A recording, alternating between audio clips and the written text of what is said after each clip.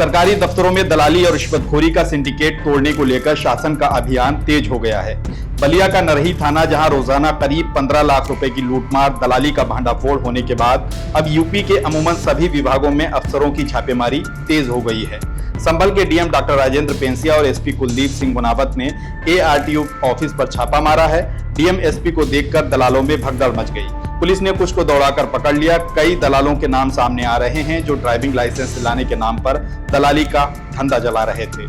संभल के ARTO office को लेकर लगातार ऐसी शिकायतें सामने आ रही थीं कि यहां ड्राइविंग लाइसेंस बनवाने के लिए दलालों का एक गिरोह सक्रिय है। शनिवार को डीएम और एसपी ने यहां छापा मार दिया। डीएम और एसपी के छापे को लेकर यहां दलालों में भगदड़ मच गई। करीब आधे घंटे तक दोनों अधिकारियों ने यहां पूछताछ से लेकर कामकाज की पड़ताल की है। डीएम ने कहा कि जांच पूरी होने के बाद कार्रवाई की जाएगी।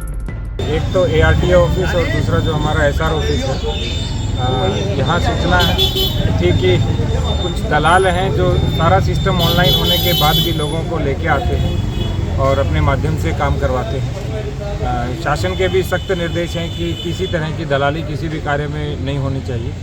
जैसे एआरटीओ का जो काम है वो फेसलेस हो चुका है, एसआर ऑफिस का भी जो पूरा काम है वो ऑनलाइन हो चुका है।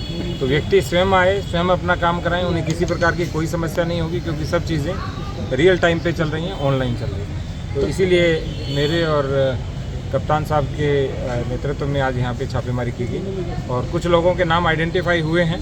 उनके बारे में डिटेल पता लगाएंगे और फिर कार्रवाई कराएंगे। कुछ लोग भाग रहे थे जो आपने देखा भी था, 2-3 लोग, लगभग 6-7 के नाम वहाँ आइडेंटिफाई हुए हैं। कुछ के नाम गोपनीय रूप से भी बताए गए हैं और बाकी यहाँ पे आइडेंटिफिकेशन किया जा रहा है। जो डिटेल होगा उसका एनालिसिस करके उनके खिलाफ कार्रवाई की जाएगी। एआरटीओ ऑफिस पर छापेमारी के बाद डीएम ने रजिस्ट्री कार्यालय पर भी छापा मारा है। इससे पहले बरेली के डीएम रविंद्र सिंह ने एआरटीओ ऑफिस पर छापा मारा था तो वहां भी दलालों के बीच भगदड़ मच गई थी। एआरटीओ ऑफिस, जो ड्राइविंग लाइसेंस को लेकर अक्सर दलालों की सक्रियता के आरोपों में घिरा रहता है, वहां अधिकारियों की छापेमारी के बाद से अब सुधार की उम्मीद जताई जाने लगी है।